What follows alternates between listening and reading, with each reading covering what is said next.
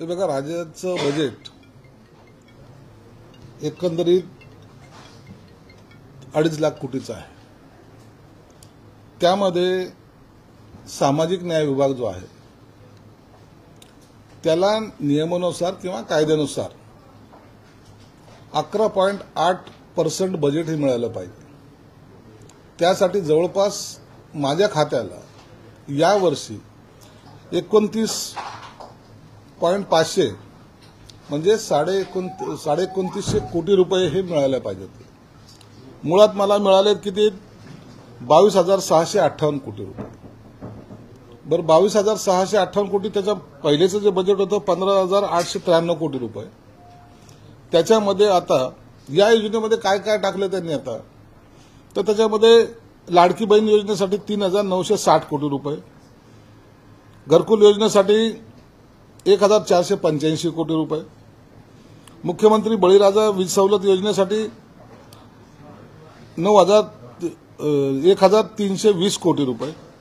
असे जे पैसे टाकलेले जवळपास 6,765 कोटी रुपये, म्हणजे 22,500 कोटीमध्ये हे 6,000 कोटी रुपये माझे 7,000 कोटी जवळपास मायनस झालेले. आणि तसं पाहिलं तर मला या बजेटमध्ये एकूण मिळालेली रक्कम आहे ती 15,893 कोटी एवढीच होते त्याची. म्हणून मला माझं जे काही म्हणणं होतं की तुम्हाला या खात्याला जे बंधनकारक आहे, जे नियमानुसार आहे तेवढं बजेट हे तुम्ही दिलं पाहिजे. लाडकी बहीण योजनेला आमचा मुळात विरोध नाहीये. ती योजनाच आमचे मुख्यमंत्री, माजी मुख्यमंत्र्यांनी आणलेली आहे. त्याला पैसा दिलाच पाहिजे, वर्ग केला पाहिजे. परंतु ते करताना इतर विभागावर, इतर खात्यावर अन्याय होता कामा नये. जर हा पैसा अशा पद्धतीने जर गेला तर काही योजना ज्या आहेत त्या ठप्प होतील. आताच माझं दायित्व जवळपास 3,000 कोटी रुपयाचं आहे. 3,000 कोटी रुपये मला देणे आहेत. त्याच्यामध्ये ह्या सर्व जर योजनेचा जर अंतर्भाव केला तर ते खातं चालवणं थोडंसं मुश्किलदायक होईल. म्हणून त्यांना मी मुख्यमंत्री साहेबांना सुद्धा महिनाभर पूर्वी विनंती केलेली आहे की तुम्ही माझ्या खात्याकडे थोडंसं सहानुभूतीपूर्वक विचार करा. जे नियमानुसार आहे ते पैसे देण्याचा तुम्ही आम्हाला आश्वासित करा.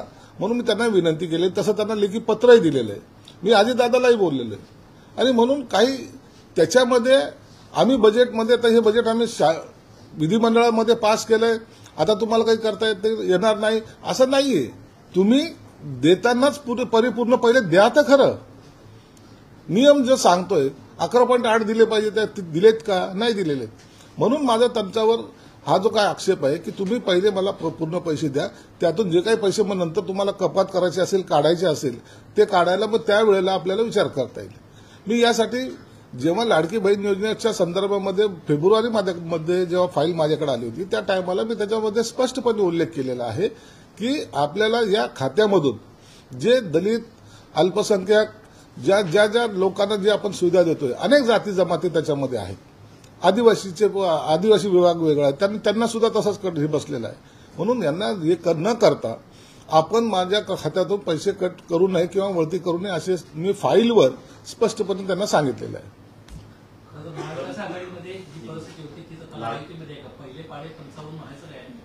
नाही, तसं काही म्हणता येणार नाही. कारण की आता बघा, एक तुम्ही सर्वांना मान्य करावं लागेल.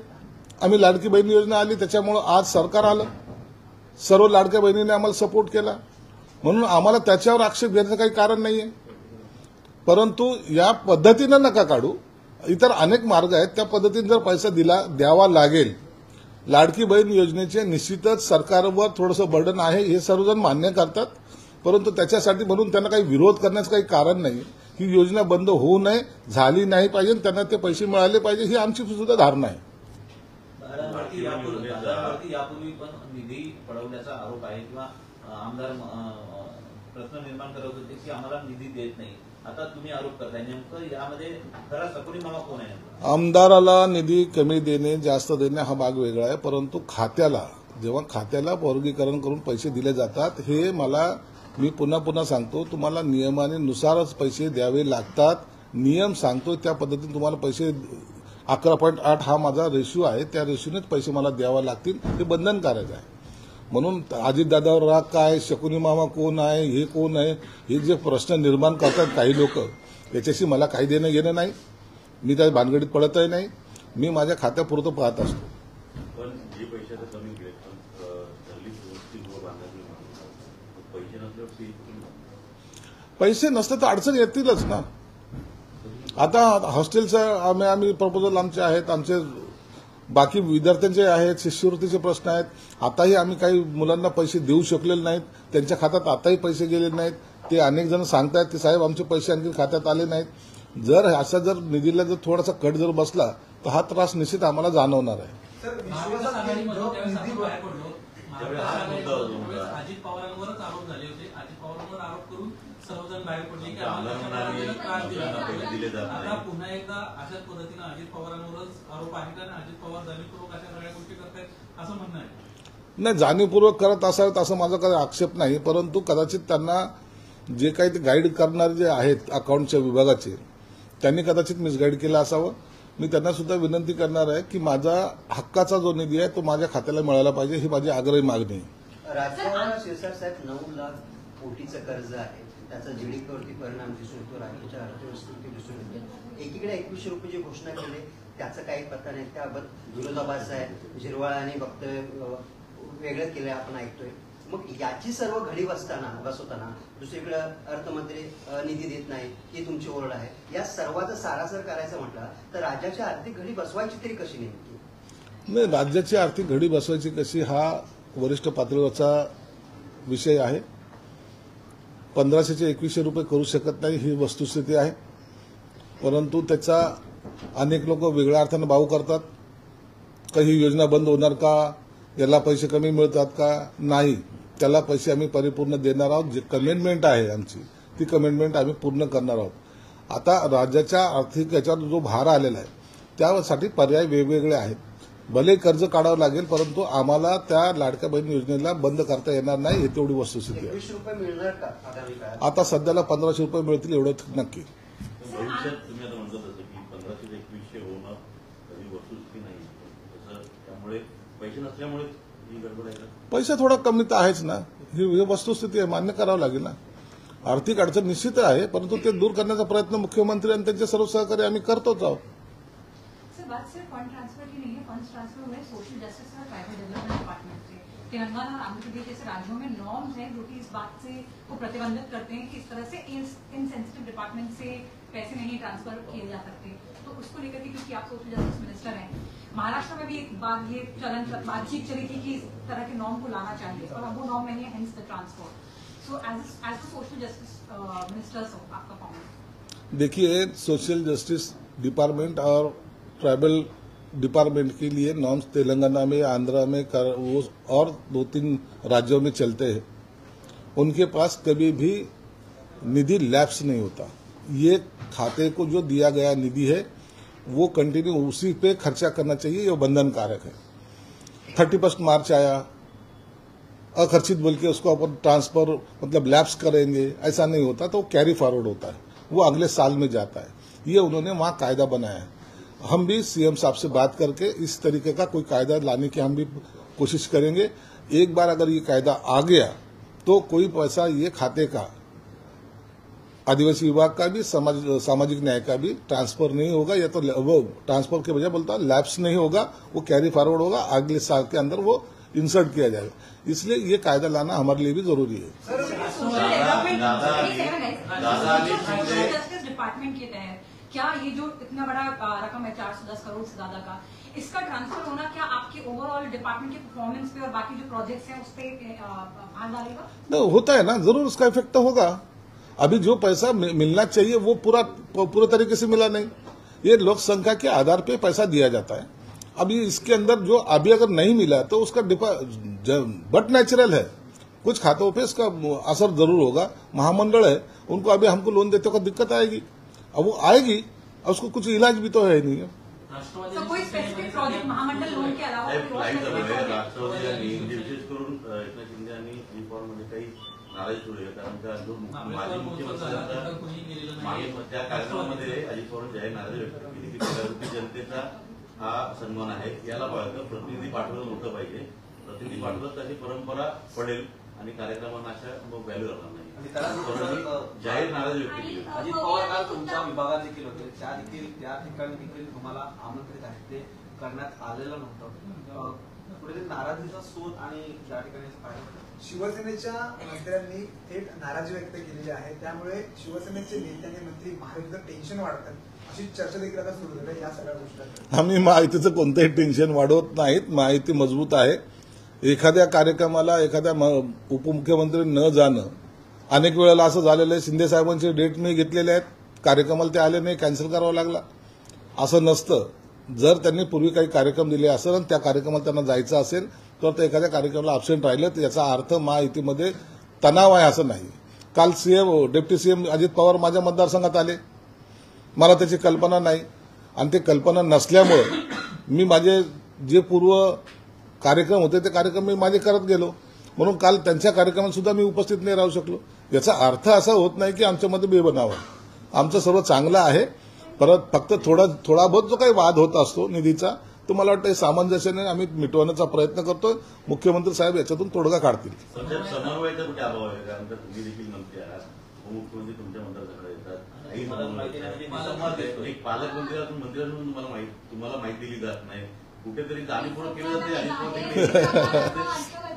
अजितदादाचे ज्या स्टाफ आहे त्यांना कदाचित त्यांना माहिती नसेल.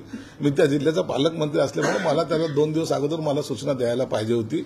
कदाचित त्यांच्याकडून का दिले गेले नाही त्याचा जाब अजितदादा त्यांच्या खात्याला विचारतील. सिरसाट साहेब, खाली अजित पवार बोलताना म्हणाले की अधिकारी आणि मंत्र्यांनी चांगलं काम करा, नीट करा, अन्यथा त्या ठिकाणी रोबोटिक.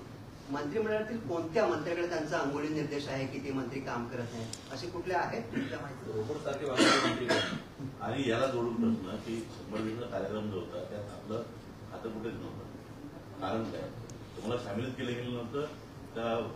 तसं काम झालं नाही? तसं काही नाहीये. हे मुख्यमंत्री देवेंद्र फडणवीसांनी जी योजना आणली की 100 दिवसाचा कार्यक्रम हा लागोपाठ चालणारा कार्यक्रम आहे. ही 5ही वर्ष त्याच स्पीडने काम करण्याची एक सुरुवात त्या टायमाला केली. आणि गाडीचं सारखंच असतं, पहिल्या गिअरमध्ये गाडी डायरेक्ट टॉप गिअरमध्ये टाकता येत नाही. ते पहिल्या गिअरमध्ये काही ज्या चुका असतील, काही कामाच्या पद्धतीमध्ये स्लो डाऊन झाला असेल किंवा काही कामाची सुरुवात झाली असेल तर त्या 100 दिवसामध्ये जेवढं काही केलंय ते समाधानकारक आहे की नाही हे तपासण्याचं काम मुख्यमंत्री साहेबांनी केलेलं आहे. आणि म्हणून आता हे पुढचा सेकंड गिअर, थर्ड गिअर आणि टॉप गिअर पडायला थोडासा कालावधी लागतो. म्हणून त्याच्यामध्ये असा आम्ही हे या खात्यात तो फेल झाला, हे झालं असं नाही. राहिला प्रश्न काही मंत्र्याबद्दलचा, ज्यांचा परफॉर्मन्स चांगला नसेल त्यांची इतंभूत माहिती हे मुख्यमंत्री साहेबांकडे असते आणि ते सगळ्या बारीक गोष्टीकडे लक्ष ठेवून सुद्धा असतात. मग जर एखादा मंत्री काम करत नसेल किंवा कामात बद्दलचा जो स्लो डाऊन असेल तर त्याची दखल मुख्यमंत्री घेतील. त्याचं टेन्शन इतरांनी घेण्याचं काही कारणच नाही ना. मग तुम्हाला रोबोट आणायचा आहे का विदाऊट मंत्र्याचं सरकार चालवायचं आहे, हा सर्व निर्णय हा मुख्यमंत्र्याचा आहे. म्हणून मुख्यमंत्र्यांना या सर्व गोष्टीची जाणीव आहे. अजित पवार प्रत्येक वेळी का पत्र लिहिलेलं आहे काय, त्याच्यावरती उत्तर तुम्हाला देण्यात आलेलं आहे का, काय समाधानकारक उत्तर? नाही, मुख्यमंत्री साहेबांशी माझी चर्चा झालेली आहे आणि आता उद्या सुद्धा चोंडीला आमची कॅबिनेटची बैठक आहे. त्या टायमाला हे सगळं विषय निघणार आहे. त्यावेळेला सुद्धा आम्ही याच्यावर चर्चा करू आणि मुख्यमंत्री जो निर्णय घेतील त्याच्यावर आमचं समाधान असेल. साहेब, अजित पवारच काय, कारण त्या फडणवीसांचा कुठलाच असा विषय नाही की तुम्ही त्यांची तक्रार करताय. ते लाडकी बहिणी ते खातेही त्यांच्याकडेच आहे. तुमच्या मतदारसंघात ते अजित पवारच आहेत. अजित पवार ते जाणीवपूर्वक करतायत का?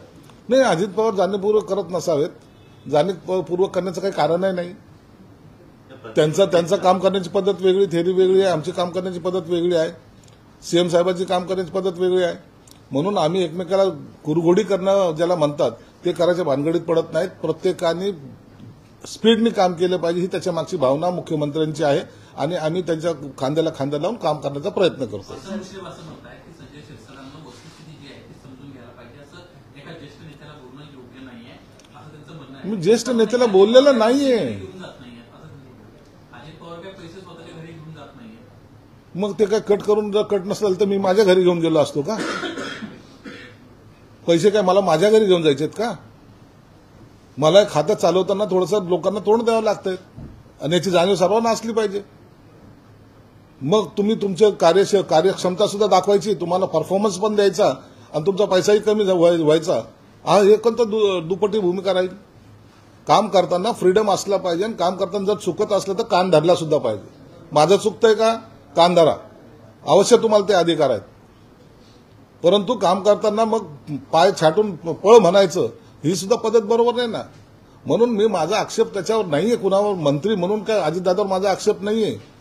त्यांच्या खालचे जे अधिकारी आहेत त्यांना सुद्धा हे समजलं पाहिजे की काम करताना फ्रीडम जो पाहिजे या मंत्र्यांना तो त्या पद्धतीने द्या. काम करत नसेल तर त्याला मंत्री पदावरून काढून टाका, काही प्रॉब्लेम नाही. परंतु याचा अर्थ असा नाही का काही बोलायचंच नाही असं नाही होत ना. माझी व्यथा मी मांडायचा प्रयत्न केला, याच्यात वाईट वाटण्यासारखं काहीच नाही. राज्य सरकार में भी डिविजन सुरुवातीला प्रताप सरनाईक यांनी आक्षेप घेतला होता, त्यांच्या एसटीची कर्मचाऱ्यांचे पगार नाही झाले. त्यांनी पण आक्षेप घेतला होता वित्त विभागावर. झारीचा शुक्राचार्य मंत्रालयात बसलाय आणि तो पगार होऊ देत नाही. 5 तारखेला जमेल तर मी उपोषणाला बसेल किंवा तिथं हजर राहील असा. नंतर तुमचा आक्षेप आलाय अजितदादांच्या वित्त विभागावर. गिरीश महाजनचा बी आला ना, गिरीश महाजनचा बी आला ना. नाही, सुरुवातीला प्रताप सरनाईकांनी व्यक्त केला होता. ठीक आहे, काही जरी आक्षेप असला तर आम्ही याची चर्चा करू. आता मुख्यमंत्री आणि दोन्ही उपमुख्यमंत्र्यांशी चर्चा होईल आणि आमचं त्याच्यातून मला वाटतं समाधानकारक तोडगा निघेल. हे सगळं मुद्दाम केलं जातंय का? अशा अनेक अरे घटना आहेत. वारंवार त्याच्या आमच्यामध्ये भांडण लावायचा प्रयत्न का करतात? आमचं कोणत्याही प्रकारचं भांडण नाहीये. तसं घटना आमचं आम्ही जे काही हे मत मांडतोय त्या मताचा अर्थ आमच्या एकमेकाच्या विरोधात काहीतरी टोकाची भूमिका घेतोय. आता अजितदादाचं आमचं भांडण लागलंय असं तुम्ही प्रकार जो करताय चित्र. विभागामध्ये झारीचा शुक्राचार्य आहे काय? वित्त विभागामध्ये जे काही चुकीचे जे काही काम करत असेल तर त्याच्यावर दादा कारवाई करतील, त्याची चिंता करू नका आणि तुम्ही अवघच आमचं भांडण लावू नका.